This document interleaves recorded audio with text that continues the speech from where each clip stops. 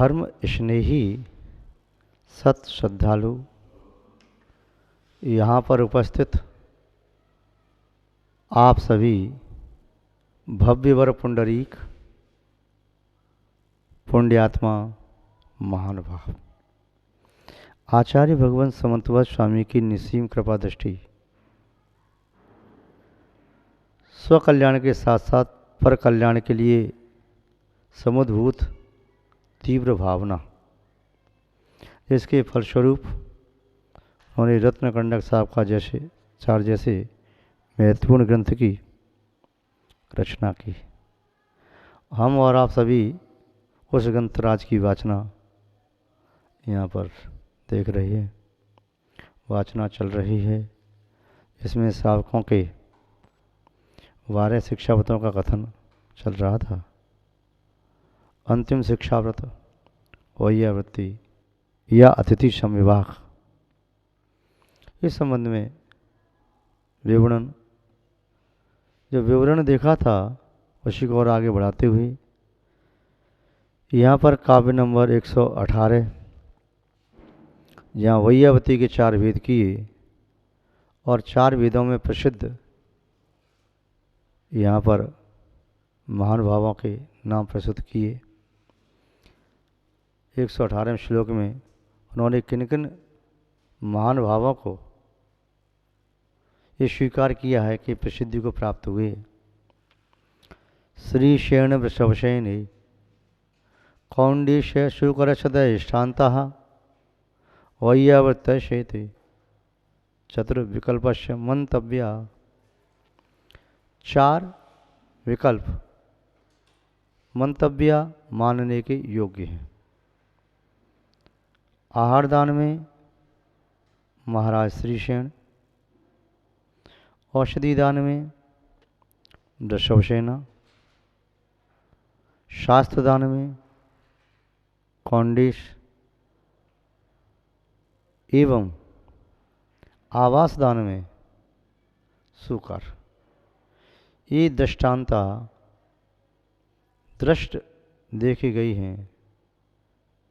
इन 4 में उक्त प्रकार के अंत यानी धर्म क्रम से 4 धर्म देखे गए हैं। महाराज श्रीसेन में आर्दान देने का धर्म देखा गया, वृषभसेना में औषधि दान का, कौंडिश ज्ञान दान का फल देखा गया एवं शुकर में वशत का दान देने का, आवास दान का फल देखा गया। आपने विगत दिवस देखा था, आहार दान में सुप्रसिद्ध महाराज श्रीसेन जो कि 16वें तीर्थंकर शांतनाथ भगवान हुए और श्री अनंता, अनन्यता एवं सत्यभामा, वे तीनों भी साथ साथ भूमि गए, स्वर्गों में गए, उत्तमतम सुखों को भोगते ही रहे। और अपने शांतनाथ भगवान जब भी बने तो वह भी उनके साथ एक उनके पुत्र बने, वज्रायुध गणधर्वी बने और अन्य भी उनके सेवर्ती होकर के मोक्ष को प्राप्त किया। आहारदान की अनुमोदना भी किस प्रकार जीवन में उत्तम फल को प्रदान करने में समर्थ होती है। यहाँ पर द्वितीय नाम जो दिया वृषभसेना, वृषभसेना किस प्रकार औषधि दान में प्रसिद्ध हुई। वृषभसेना ने औषधि दान देने का फल प्राप्त किया। क्या फल प्राप्त किया, कैसे प्राप्त किया, इस संबंध में आचार्य समंतवत स्वामी ने इनका नाम कहा है, तो शास्त्रों में इनके नाम से संबंधित कथा प्राप्त होती है। इस प्रकार है, जनपद नाम के देश में एक कावेरी पत्तन नाम का नगर है। उस नगर में महाराज उग्रसेन राज करते थे। महाराज उग्रसेन न्यायप्रिय, प्रजावत्सल, धर्मात्मा एवं सुयोग शासक थे। उन्हीं महाराज उग्रसेन के राज्य में धनपति और धनश्री नाम के एक श्रेष्ठ नगर प्रमुख भी थे। इन दोनों की एक वृषभसेना नाम की पुत्री थी। एक दिन की बात, वृषभसेना नगर प्रमुख की पुत्री थी, इसलिए उसका वैभव भी, यानी महाराज धनपति जो नगर प्रमुख हैं और धनश्री, वैभव तो कोई कम नहीं। उस वृषभसेना का लालन पालन एक धाय करती थी, इसका नाम था रूपवती धाय। रूपवती धाय जब वृषभसेना का स्नान करा रही थी, उस वृषभसेना के स्नान का जल बह करके नीचे गर्त में जा रहा था। उसी समय संयोगवशात एक कुत्ती या श्वान, जंगली पशु जो भी कहें आप, वह रोग से पीड़ित, ऐसे समझें जैसे रोग से पीड़ित होने पर मृत्यु के सन्निकट हो रही हो, किंतु वह लड़खड़ाती चलती हुई कुत्ती उस गर्त में आकर के गिर पड़ी। उस गर्त में से जैसे ही निकली, वह सर्व रोगों से मुक्त हो गई, वह निरोगी हो गई। धाय ने अपनी आंखों से आश्चर्य देखा। कभी सामने सामने देखते ही ये कुत्ती गर्त में गिरी, शरीर खजेला था, रोगी थी, दुर्गंध आ रही थी, और अभी गिरते ही ऐसा लगता मर मृत्यु को प्राप्त न हो जाए, इसका शरीर तो बहुत ठीक हो गया। क्या कारण हो सकता है? रूपवती धाय ने तुरंत ये जान लिया, निस्संदेह ये वृषभसेना के स्नान के जल से ही ठीक हुई है। अब उसने इस जल की और परीक्षा लेना चाहिए। नगर में जो कोई भी रोगी होता तो उसे उपचार कराने के लिए वह अन्य किसी पर इसका प्रयोग करे। इसके पहले रूपवती धाय ने अपनी माँ, जिसे नेत्र रोग था, नेत्रों की पीड़ा थी और दिखाई भी अच्छे से नहीं दिखा देता था, प्रयोग करने के लिए कि किसी अन्य पर किया, कहीं और उल्टा प्रभाव हो गया तो कोई बात नहीं, अभी मैंने प्रत्यक्ष आंखों से देखा है, मुझे विश्वास है, सामने वाला विश्वास नहीं करेगा, तो अपनी माँ पर ही प्रयोग किया। तो अपनी माँ के नेत्र उस जल से धुलवा दिए। उसके माँ के नेत्रों में रोशनी आ गई और नेत्रों का रोग ठीक हो गया। अब उसे और विश्वास हो गया। इसने अपने समीपवर्ती लोगों को भी वह स्नान का जल दिया, उसका प्रभाव ये था विरोगी होने लगे। अब तो पूरे नगर में ये बात फैल गई कि रूपवती धाय एक ऐसी चमत्कार औषधि के माध्यम से सबके रोगों को दूर कर देती है। क्या हुआ, एक समय महाराज उग्रसेन अपने राज्य में ही थे, तभी एक रणपिंगल, मेघपिंगल नाम का राजा, समीपवर्ती राजा था। उस राजा ने चढ़ाई की।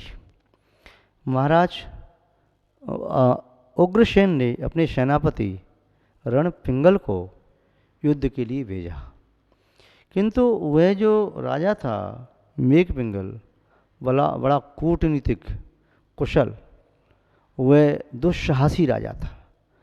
तो उसने सोचा कि मैं उग्रसेन राजा को ऐसे नहीं जीत पाऊंगा, उसकी सेना बड़ी है, उसके सेनापति को भी नहीं जीत पाऊंगा, तो मुझे साम दाम दंड भेद सब नीति अपनानी चाहिए।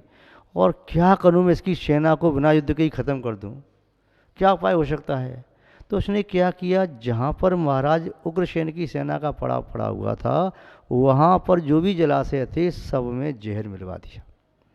जिस जहर के पानी को पी करके सेना पूरी रुग्ण हो गई।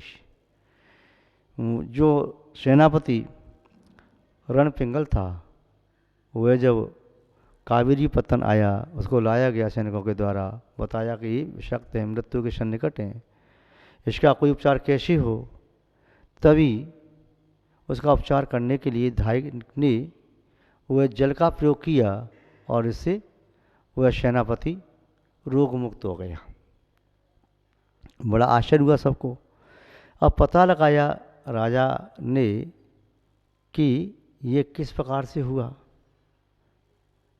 तो अब किस प्रकार से हो सकता है। तो ज्ञात हुआ कि रूपवती धाय ने इसका चमत्कार से हुआ। बात चलो यहीं पर रही। एक बार क्या हुआ, महाराज अग्रसेन स्वयं अस्वस्थ हो गए।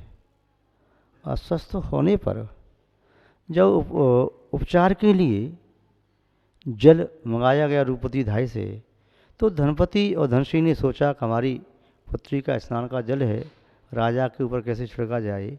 तो उसने कहा पहली सत्य बात बता दी जाए तो ठीक रहे। जब वे रोग मुक्त होने पर जब यश ज्ञात हुआ तब बताया गया कि ये वृषभ सेना का स्नान जल है। तो उसने कहा यदि ऐसा है तो इसी में स्वीकार करता हूँ, इसके साथ पान ग्रहण करने के लिए मैं तत्पर हूँ। धनपति और धनश्री जो नव प्रमुख थे, उन्होंने महाराज उग्रसेन के साथ अपनी कन्या वृषभ सेना का पाणी ग्रहण संस्कार संपन्न किया, किंतु 2-3 बातें रखी थी। उन्होंने कहा कि वृषभ सेना थोड़ा करुणाशील थी, दयालु थी, तो उन्होंने शर्त रखी कि आपके कारागार में जितने भी कैदी हैं उन सबको मुक्त करना होगा, जितने भी पक्षी आपके यहाँ पर हैं सबको मुक्त करना होगा, अन्य जो दीन दुखी गरीब हैं उन्हें दान आदि देना होगा। तो इस प्रकार की 2-4 बातें रखी। इन सब बातों को महाराज उग्रसेन ने स्वीकार कर लिया, ये सब छोड़ दिया। यानी आष्टानिक पर्व में महापूजन भी करना होगा और फिर बंधन में नहीं रख सकते। राजा उग्रसेन ने सब बातें स्वीकार की, किंतु हुआ ये कि एक राजा बनारस का जो एक बड़ा दुष्ट राजा था, उसका नाम था पृथ्वी चंद्र। उस राजा को उग्रसेन ने नहीं छोड़ा, क्योंकि वह दुष्ट था और वह छल से वार करता था और शक्ति में महाराज उग्रसेन से अधिक था। तो उसने भय रहता था इसे छोड़ दूंगा तो पुनः ये मुझ पर आक्रमण करके बंदी मुझे बना सकता है और मेरी प्रजा को क्षति पहुंचा सकता है, तो नहीं मुक्त किया। क्या हुआ, एक दिन अचानक वृषभ सेना को ज्ञात हुआ, महाराज उग्रसेन को ज्ञात हुआ कि महाराज उग्रसेन ने पूछा वृषभ सेना से कि तुमने मार्ग में भोजनशाला खुलवाई है और मुझसे पूछा भी नहीं। वृषभ सेना ने कहा नहीं महाराज, ऐसा मैं कैसे करा सकती हूँ। बोली जो लोग मार्ग से, बनारस के मार्ग से यहाँ पर आते हैं, मार्ग में बहुत सारी भोजनशालाएँ हैं, उन सभी भोजनशालाओं पर आपका नाम लिखा हुआ है। वृषभ सेना ने कहा यह मेरे नाम से कोई काम कर रहा है, उसका कोई प्रयोजन होगा, हमें गुप्तचरों के द्वारा इसका ज्ञान करना चाहिए। गुप्तचरों से ज्ञान प्राप्त किया गया। मालूम चला बनारस के महाराज जो पृथ्वी चंद्र की कारागार में बंदी थे, उनकी रानी नारायण दत्ता ने ये सुनकर के कि वृषभ सेना बड़ी करुणाशील है, दयालु है, सबको मुक्त करा दिया है, मेरे पति मुक्त क्यों नहीं हुए, तो इसलिए ये समाचार वहाँ तक पहुँचे तो संभव है वह मुक्त हो जाएंगे। जब ये पता चला तो वृषभ सेना ने महाराज उग्रसेन से निवेदन किया और फिर महाराज उग्रसेन ने पृथ्वी चंद्र को भी मुक्त कर दिया। पृथ्वी चंद्र मुक्त हो गए। अब महाराज उग्रसेन ने कहा पृथ्वी चंद्र से कि तुम एक काम करो। क्या काम ये करना है कि ये जो राजा है मेघ पिंगल बड़ा दुष्ट है, मेरा सेनापति से पकड़ने जाता है, छल से भाग जाता है, छुप जाता है, पकड़ में नहीं आता, इसे पकड़ के लाओ।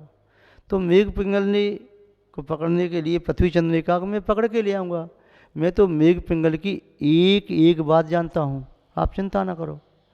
जैसे ही उस राजा मेघ पिंगल ने सुना कि पृथ्वी चंद्र मुझे पकड़ने के लिए आ रहा है और वह मेरी सब बातें जानता है, पकड़ के ले जाएगा और फिर राजा उग्रसेन मुझे कारागार में डाल देगा पृथ्वी चंद्र की तरह से, इसलिए अच्छा यही होगा कि मैं अपना आत्मसमर्पण कर दूं। और फिर उस मेघ पिंगल ने आकर के महाराज उग्रसेन के सामने अपना आत्मसमर्पण कर दिया। यद्यपि ये मेघ पिंगल था तो एक अच्छा राजा, पराक्रमी था, और इसके आत्मसमर्पण को देख करके राजा ने इसे पुरस्कृत किया। अब पुरस्कृत केवल मेघ पिंगल को नहीं किया, पुरस्कृत वृषभ सेना को भी किया। क्यों किया कि वृषभ सेना यदि पृथ्वी चंद्र को नहीं छुड़ाती तो पृथ्वी चंद्र इसे पकड़ के लाने के लिए नहीं जाता और ये आत्मसमर्पण नहीं करता।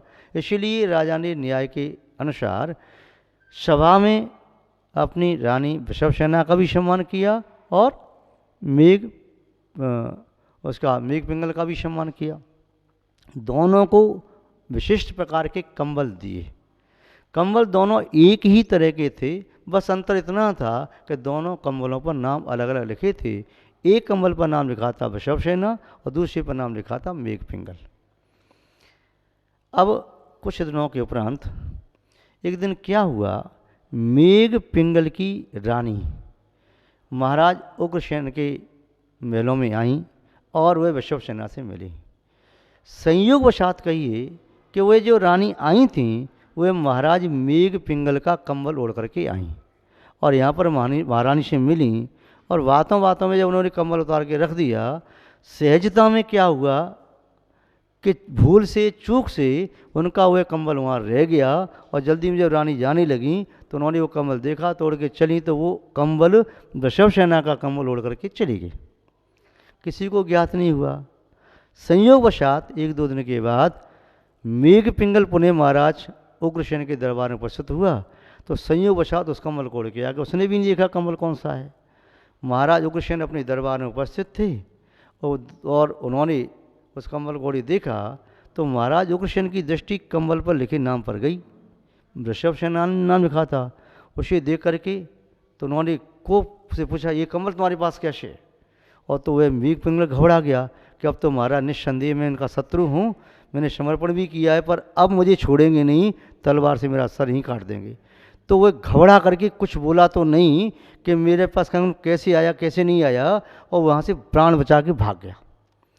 अब महाराज को शंका अपनी रानी वृषभसेना पर भी हुई कि कहीं ऐसा तो न हो कि वृषभसेना का कंबल मेघ पिंगल के पास गया है तो कंबल कहीं कंबल वहाँ पहुँचा है तो इसका क्या कारण हो सकता है।